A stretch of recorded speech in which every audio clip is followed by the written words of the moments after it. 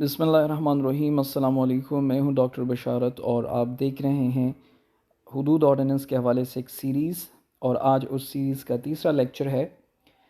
पहले दो लेक्चर्स में हमने इब्तिदाई लेक्चर में मैंने इंट्रोडक्शन को बयान किया और दूसरे लेक्चर में मैंने ऑब्जेक्टिव नंबर 1 को बयान किया, जो कि था टू क्रिटिकली एवेलुएट हुदूद ऑर्डिनेंसेस इन पाकिस्तान। और उसमें मैंने हुदूद ऑर्डिनेंस के टेक्स्ट में जो फ्लॉस थे, जो किस्म की डिफिशेंसीज थी, उसको बयान किया था, उनको बयान किया था चंद एक को। और इस लेक्चर में बुनियादी तौर पर मैं अपने थीसिस का चैप्टर नंबर 4, बल्कि चैप्टर नंबर 4 और ऑब्जेक्टिव नंबर 2 जो है वो डिस्कस करूँगा। मेरे थीसिस का सेकंड ऑब्जेक्टिव था to critically to compare Hudood ordinances with the relevant sections of Pakistan penal code. इस चैप्टर में मैंने हुदूद ऑर्डिनेंस को पाकिस्तान पिनल कोड के जो रेलेवेंट सेक्शंस हैं, जो हुदूद ऑर्डिनेंस से के रेलेवेंट हैं, उनसे मैंने कंपेयर करने की कोशिश की। मैंने उसको कंपेयर किया है। उस कंपैरिजन का मतलब क्या है? उस कंपैरिजन का मतलब बुनियादी तौर पर ये है, जिस तरह मैंने इंट्रोडक्शन में बताया था, कि पाकिस्तान में कुछ स्कूल ऑफ थॉट आप उसको कहें या एक ग्रुप ऑफ पीपल कहें, उन्होंने अपने बार बार अपने रिपोर्ट्स में ये कहा था कि भाई हुदूद ऑर्डिनेंस को रिपील करके, उसको ख़त्म करके, एब्रोगेट करके आप पाकिस्तान पिनल कोड को जो पुराने आर्टिकल्स थे, जो रिमूव हो गए हैं, जो ओमिट किए गए हैं, उनको भी, और जो इस वक्त है उनको आप एज इट इज़ जो हैं वो पाकिस्तान में इन्फोर्स कर दें। वो पाकिस्तान की ज़रूरियात को पूरी कर रही हैं, सोसाइटी की ज़रूरियात को पूरी कर रही हैं, तो हुदूद ऑर्डिनेंस की ज़रूरत नहीं है। तो अब ये देखना पड़ेगा उनको। कंपैरिजन इस वजह से ज़रूरी बन जाती है क्योंकि उनको, उन आर्टिकल्स को, उन सेक्शंस को जो ख़त्म हुए हैं और वो जो इस वक्त पाकिस्तान पिनल कोड में मौजूद हैं, उनको आप कंपेयर करें हुदूद ऑर्डिनेंस के साथ और ये देखें कि कौन से पाकिस्तान पिनल कोड के सेक्शंस या फिर हुदूद ऑर्डिनेंस के सेक्शन पाकिस्तान के कॉन्स्टिट्यूशनल ओब्लिगेशन को फुलफ़िल कर रही हैं। पाकिस्तान का कॉन्स्टिट्यूशन आर्टिकल 227 बताता है कि पाकिस्तान के कवानीन इस्लामी होने चाहिए। तो इस आईनी तकाज़े को क्या पाकिस्तान पिनल कोड पूरा कर रहा है?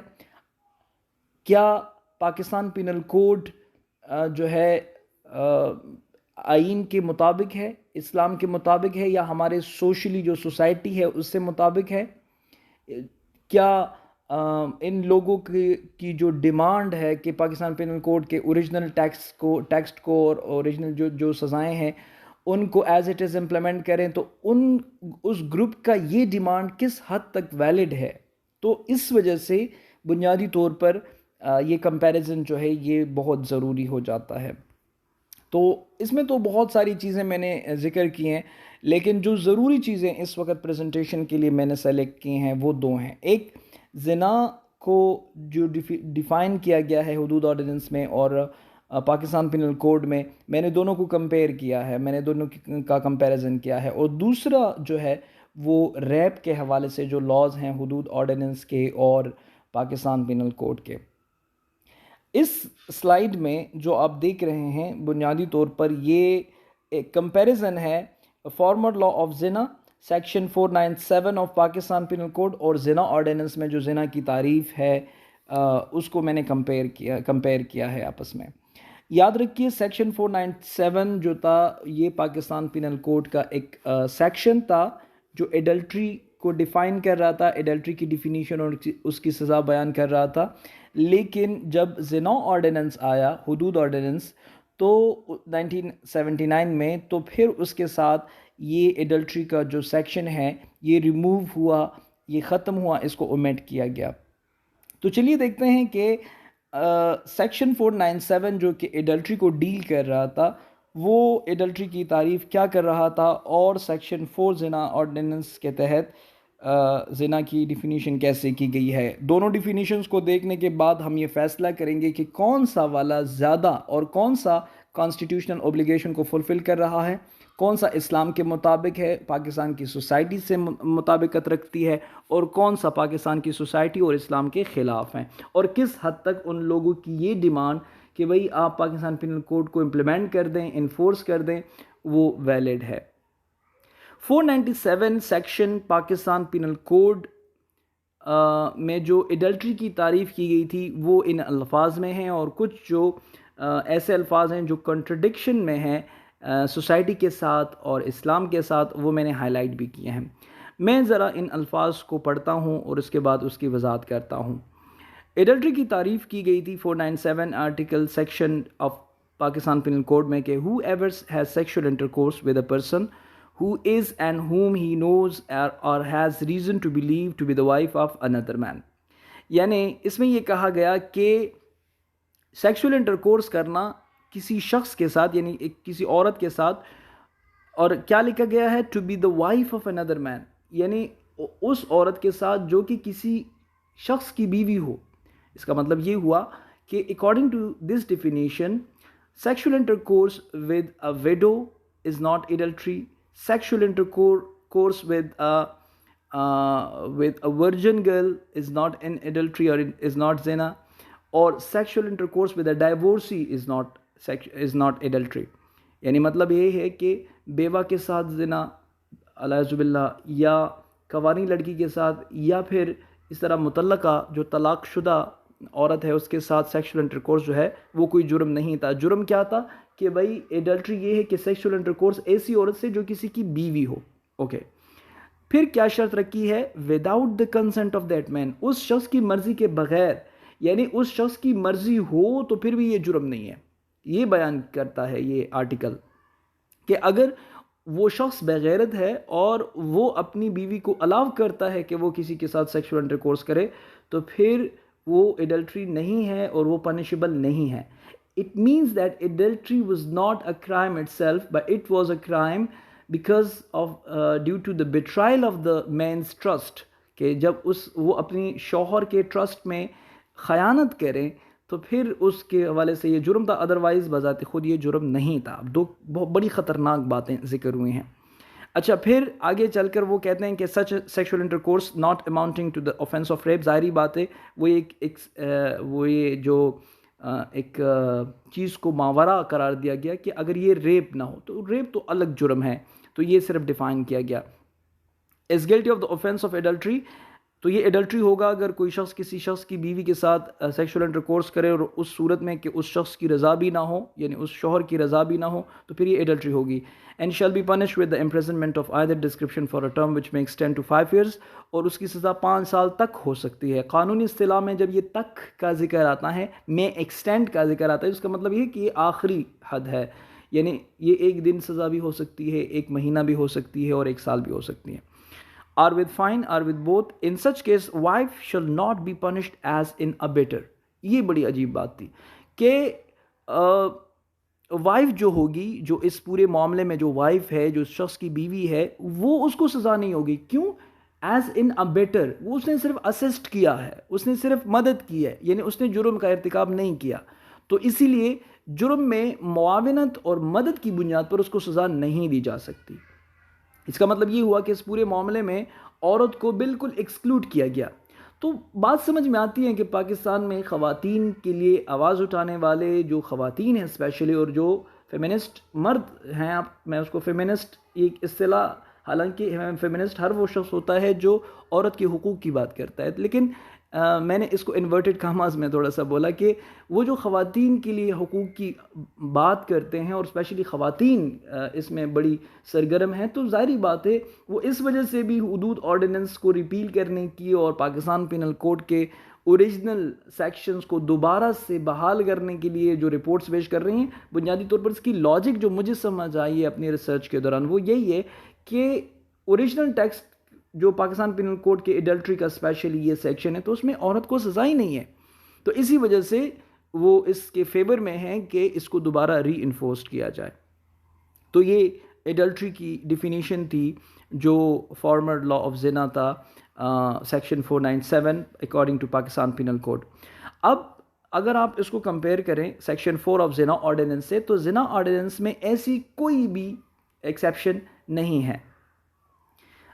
उसमें जिना को डिफाइन किया गया है कि a man and a woman are said to commit zina if they wilfully have sexual intercourse without being validly married to each other.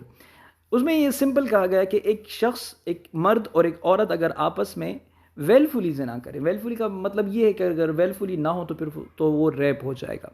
तो अगर वो वेलफुली आपस में सेक्सुअल इंटरकोर्स करें और ऐसी सूरत में करें कि वो आपस में वैलिड मैरिड नहीं हो, वैलिडली मैरिड नहीं हो, मतलब आपस में वैलिडली वो निकाह में नहीं हो। वैलिड का लफ्ज़ इस वजह से इस्तेमाल हुआ, बाद में ये हटाया गया अमेंडमेंट के ज़रिए ज़िना ऑर्डिनेंस के तहत, उसकी भी एक वजह है, बहरहाल उसमें मैं नहीं पढ़ना चाहता इस वक्त। लेकिन वैलिड का लफ्ज़ इसलिए इस्तेमाल हुआ कि क्योंकि शादी जो है वो 3 किस्म की होती है, एक वैलिड निकाह होता है, एक इर्रेगुलर होता है और एक वॉइड होता है। वैलिड वो है कि जो तमाम शराइत व ज़वाबित के साथ की जाए वो निकाह, और इर्रेगुलर वो है कि जिसमें कोई शराइत जो है वो ना पाई जाती हों, हक महर तयन नहीं किया या कोई गवाह कम है, तो वो इर्रेगुलर है। वो कमी, वो डिफिशेंसी पूरी करके उसको रेगुलर बनाया जा सकता है। लेकिन एक है वॉइड मैरिज। वॉइड मैरिज वो मैरिज है कि जो मुहर्रमात से किया जाए। फॉर एग्ज़ाम्पल वो जो पूरी लिस्ट है अल्लाह ताला ने बयान किया, हुर्रिमत अलैकुम उम्महातुकुम व बनातुकुम व अख़वातुकुम व ख़ालातुकुम व अम्मातुकुम, ये चौथा पारा जहाँ पे ख़त्म होता है, पांचवा पारा शुरू होता है, उसमें पूरी लिस्ट अल्लाह ताला ने दी है कि इन लोगों से निकाह करना ये हराम है, ये मुहर्रमात है। यानी एक औरत है, उसकी शादी पहले से है और वो दूसरी शादी करती है जिसको हम निकाह दर निकाह कहते हैं, तो ये भी वॉइड मैरिज है। अगर कोई निकाह में है औरत और वो दूसरी निकाह करे और वो सेक्सुअल इंटरकोर्स करे तो वो जिना होगा और वो लायबल टू हद होगा। तो वॉइड मैरिज अगर है तो उस वॉइड मैरिज के होते हुए भी सेक्सुअल इंटरकोर्स जो है वो जिना ही कहलाएगा और वो पनिशेबल होगा और लायबल टू हद होगा। तो इन डिफिनीशंस को देखने के बाद ये बात समझ आती है कि भाई इसमें जिना ऑर्डिनेंस की डिफिनीशन अबाउट जिना जो है वो इस्लाम के मुताबिक है और पाकिस्तान के सोसाइटी के भी मुताबिक है। ज़ाहिरी बात है, ऐसे ही होता है। लेकिन एडल्ट्री की जो डिफिनीशन की गई है 497 सेक्शन में, वो तो ना रिलीजियस पॉइंट ऑफ व्यू से वो वैलिड है और ना ही वो सोशल पर्सपेक्टिव से वो वैलिड है। तो लिहाजा उन लोगों की डिमांड जो कि कह रहे हैं कि पाकिस्तान पिनल कोड के ओरिजिनल टेक्स्ट को जो कि ओमिट किया गया था जिना ऑर्डिनेंस के ज़रिए, उसको दोबारा रीइंफोर्स्ड किया जाए, ये बात कॉन्स्टिट्यूशनली भी गलत है और सोशली भी गलत है। ठीक है। और अगली चीज़ जो है वो है दूसरा पॉइंट जो मैंने उठाया है इस चैप्टर में, चैप्टर नंबर 4 और ऑब्जेक्टिव नंबर 2 में, वो है लॉज ऑफ रेप के कवानीन। रेप के कवानीन के बारे में जनरल डिस्क्रिप्शन ये सुन लें कि हुदूद ऑर्डिनेंस से पहले रेप जो था वो पाकिस्तान पिनल कोड का हिस्सा था। 375 और 376 sections of Pakistan penal code पहले भी था, अब भी है। लेकिन फिर बाद में वहाँ से हटाकर इसको हुदूद ऑर्डिनेंस में शामिल किया गया और रेप को लायबल टू हद करार दिया गया और हद ना लगने की सूरत में लायबल टू ताज़ीर भी करार दिया गया। ठीक है। लेकिन उसका खात्मा किया गया पाकिस्तान पिनल कोड के साथ। लेकिन 2006 में जो अमेंडमेंट की गई प्रोटेक्शन ऑफ वुमेन एक्ट के ज़रिए, उसके ज़रिए इन दोनों सेक्शंस को, यानी जो रेप के हवाले से जो कानून है उसको हुदूद ऑर्डिनेंस से निकाल दिया गया, उसकी लायबिलिटी ऑफ हद जो है उसको ख़त्म किया गया और ताज़ीरी सज़ा भी जो जिक्र थी हुदूद ऑर्डिनेंस में वो भी रिमूव कर दी गई और उसको वापस जो है पाकिस्तान पिनल कोड के 375 और 376 सेक्शन में इंक्लूड किया गया, डाल दिया गया। सबसे बड़ी जो most objectionable part of this amendment ये थी कि इसकी हद की, रेप की लायबिलिटी, जनाबिल जबर की लायबिलिटी को, हद की लायबिलिटी को ख़त्म किया गया। ये मोस्ट ऑब्जेक्शनेबल पार्ट है और ये मेरे फाइंडिंग्स में मेरे शामिल है और मैंने इस पर लिखा है और मैंने इसको शामिल किया है चैप्टर नंबर 6 में और हम वहाँ जाकर उस पर बात करेंगे। लेकिन इस वक्त मैं जिस चीज़ को इस चैप्टर में देख रहा हूँ वो कंपैरिजन है। तो ना सिर्फ उन्होंने हुदूद से निकाल कर इसको वापस पाकिस्तान पिनल कोड में डाल दिया जो कि ऑब्जेक्शनेबल पार्ट है इस अमेंडमेंट का, बल्कि साथ ही इसकी डिफिनीशन भी चेंज कर दी गई और वो डिफिनीशन मैंने उठाई है और मैंने ज़िना बिल जबर की डिफिनीशन जो हुदूद ऑर्डिनेंस में हुई है उसको भी उठाया है और मैंने दोनों को कंपेयर किया है और फिर उसमें जो डिफरेंसेस हैं मैंने उनको हाईलाइट किया है। इस डिफिनीशन में आप देखें जो according to the section 375 of PPC है, रेप क्या है।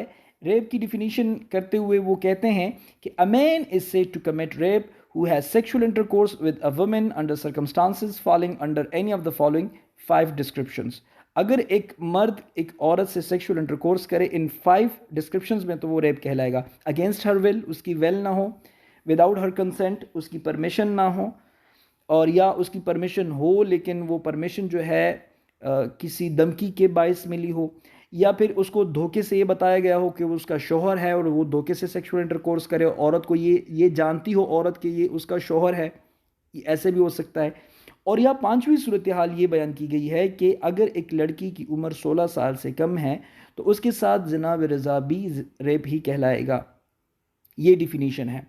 अगर इसके बरअक्स आप डिफिनीशन देखें ज़िना ऑर्डिनेंस में तो according to section 6(1) of Zina ordinances, Zina ordinance, rape is defined as a person is said to commit rape if he or she has sexual intercourse with a woman or a man, as the case may be, to whom he or she is not validly married in any of the following circumstances, namely. और फिर वही situation descriptions हैं जो ऊपर बयान किए गए हैं, लेकिन ऊपर 5 हैं, लेकिन ज़िना ऑर्डिनेंस में ये 5वां नहीं है बल्कि 4 हैं. ठीक है, ऊपर जो बयान की गई हैं इब्तिदाई वो 4 यहाँ पर भी हैं कि अगर इन सूरत हाल में किसी ने किसी मर्द ने किसी शख्स ने मर्द या खातून से सेक्सुअल इंटरकोर्स किया तो वो ज़िना बिल जबर कहलाया जाएगा. अब डिफरेंस देखें.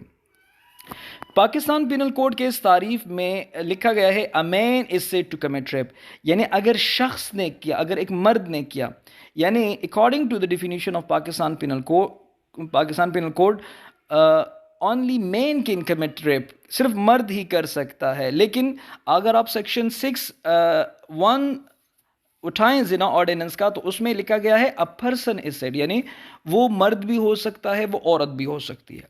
अब सवाल ये है कि औरत किसी का रेप कैसे कर सकती है या कैसे हो सकता है, औरत को क्यों शामिल किया. इसकी बेस्ट एग्जांपल मैं दूंगा सूरह यूसुफ की. और सूरह यूसुफ में आप देखते हैं कि किस तरह हाउ जुलेखा यूटिलाइज्ड और used her position to threat Yusuf to commit adultery with हर.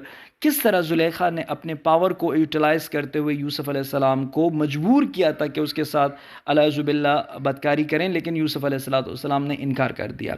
तो ये है कि औरत भी सोसाइटी में बाज़ दफ़ा ये इस जुर्म का इर्तिकाब कर सकती है.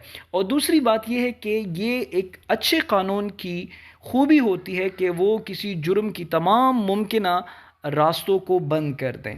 तो इसमें पाकिस्तान पिनल कोड के डिफिनीशन में सिर्फ मर्द इर्तिकाब कर सकता है रेप का, लेकिन हुदूद ऑर्डिनेंस में औरत भी इसका इर्तिकाब कर सकती है. ये पहला फ़र्क है. दूसरा फ़र्क ये है कि वहाँ पर लिखा गया है कि who has sexual intercourse with a women, यानी रेप वो है कि किसी औरत के साथ सेक्सुअल इंटरकोर्स इन पोजिशंस, इन सिचुएशन डिस्क्रिप्शंस में हो. लेकिन ज़िना ऑर्डिनेंस में रेप को डिफाइन करते हुए कहा गया है कि कमिट रेप इफ ही और she has sexual intercourse with a women और अ मैन, यानी उसमें ये लिखा गया है कि ज़िना ऑर्डिनेंस में ये कहा गया है कि रेप जो है वो मर्द से भी किया जा सकता है और औरत से भी किया जा सकता है. इसका मतलब ये हुआ कि अगर कोई शख्स, कोई मर्द या कोई भी शख्स किसी मर्द के साथ भी उसकी मर्ज़ी के ख़िलाफ़ करें सेक्सुअल इंटरकोर्स तो वो ज़िना बिल जबर ही कहलाएगा, वो रेप ही कहलाएगा और वो भी लायबल टू हद होगा. और जो सज़ाएँ ख़वातीन के साथ रेप करने में हैं वही मर्द के साथ रेप करने में हैं. ये एक फ़र्क है. बुनियादी तौर पर ज़िना की डिफिनीशन में लिवातत को शामिल नहीं किया गया था, उसमें सिर्फ वुमेन के साथ सेक्सुअल इंटरकोर्स को शामिल किया गया था. लेकिन यहाँ पर मर्द को शामिल किया गया है और ये कहा गया है अगर मर्द के साथ भी सेक्सुअल इंटरकोर्स उसकी वेल या कंसेंट के बगैर किया जाए तो वो रेप कहलाएगा. ये दूसरा फ़र्क है. और तीसरा फ़र्क बुनियादी तौर पर और सबसे ख़तरनाक बात जो की गई है वो डिस्क्रिप्शन नंबर 5 है ऑफ ज़िना ऑर्डिनेंस. उसमें कहा गया है कि विद और without her consent when she is under 16 years of age. सबसे ख़तरनाक बात जो की गई है वो डिस्क्रिप्शन नंबर 5 जो पाकिस्तान पिनल कोड की डिफिनीशन है उसमें ये की गई है कि विद और without her consent when she is under 16 years of age, कि एक ऐसी लड़की से सेक्सुअल इंटरकोर्स करना जो कि 16 साल से कम उम्र है, उससे ज़िना बिरज़ा यानी जो एडल्ट्री बाय कंसेंट है वो भी अगर की जाए तो वो भी रेप के ज़ुमरे में आएगी. इसका नुकसान क्या है? इसका नुकसान ये है कि फॉर एग्ज़ाम्पल अगर एक बच्ची है वो 16 साल से एक दिन भी कम है तो वो 16 साल से कम है, और अगर वो ज़िना बिरज़ा भी करती है तो उसको सज़ा नहीं मिलेगी, और जो ऑफेंडर है उसको जो है रेप की सज़ा मिलेगी। तो इसका नुकसान ये होगा कि वो लोग जो बच्चों को स्पेशली सेक्स पर्पस के लिए इस्तेमाल करते हैं उनको एक मौका मिल जाएगा। दूसरी बात ये है कि ज़िना ऑर्डिनेंस में ऐसी कोई भी बात नहीं है, बल्कि ज़िना ऑर्डिनेंस में हद को इम्प्लीमेंट करने के लिए प्यूबर्टी यानी बलूगत को मायार रखा गया है। एक बच्चा या बच्ची जब बालिग हो जाती है, उसकी उम्र जितनी भी है 13 साल है या 14 साल है या 15 साल है, उस पर हद की सज़ा जारी हो सकती है, बल्कि होगी। लेकिन यहाँ पर 16 साल की रिलैक्सेशन जो है वो समझ से इस वजह से बात आता है क्योंकि अगर आप पेनल कोड का जो पाकिस्तान पिनल कोड है उसका आप नेचर देखें तो पाकिस्तान पिनल कोड में सेक्शन 83 में हम ये पढ़ चुके हैं इंट्रोडक्शन पार्ट में कि उसमें ये बात शामिल है कि जो बच्चे 12 साल से कम उम्र के हों उन पर सज़ा जारी नहीं हो सकती according to Pakistan penal code. लेकिन 12 साल से ज़्यादा बच्चों पर सज़ा अगर वो कमिट करें तो हो सकती है। लेकिन ज़िना के मसले में 16 साल की रिलैक्सेशन जो है ये समझ से बालातर है। और इसके नुकसान क्या हो सकते हैं सोसाइटी में? इसके नुकसान ये हो सकते हैं कि मैंने जिस तरह कहा कि अगर कोई बच्ची 15 साल की है, 14 साल की है, वो बुलूगत तक पहुंच चुकी है, वो सेक्सुअल इंटरकोर्स कर सकती है, कमिट कर सकती है, अगर वो बेरज़ा भी करती है तो वो रेप कहलाया जाएगा। तो ये इंतहाई ख़तरनाक बात है, और ये भी इस वक्त जो पाकिस्तान पिनल कोड है 375 आर्टिकल सेक्शन में ये बात जो है शामिल है। तो इन दोनों जो सेक्शंस हैं, जो पाकिस्तान पिनल कोड का सेक्शन है और ज़िना ऑर्डिनेंस का सेक्शन है, ज़िना ऑर्डिनेंस में रेप का जो सेक्शन मौजूद है सेक्शन 6(1), अगर उनको आप कंपेयर करें तो आप ये देखेंगे कि इसमें ज़िना ऑर्डिनेंस के अंदर मौजूद रेप की जो डिफिनीशन है वो कॉन्स्टिट्यूशनल ऑब्लिगेशन को फुलफ़िल कर रही हैं, जबकि पाकिस्तान पिनल कोड में मौजूद जो सेक्शंस हैं जो रेप को डील करते हैं वो बुनियादी तौर पर उसमें फ्लॉज हैं, उसमें खामियां हैं according to the constitution of Pakistan, और सोशली भी फ्लॉज हैं और रिलीजियसली भी उसमें फ्लॉज हैं। तो ये इन दो सेक्शंस का कंपैरिजन था ज़िना के हवाले से और रेप के हवाले से। Thank you so much. Allah हाफिज़।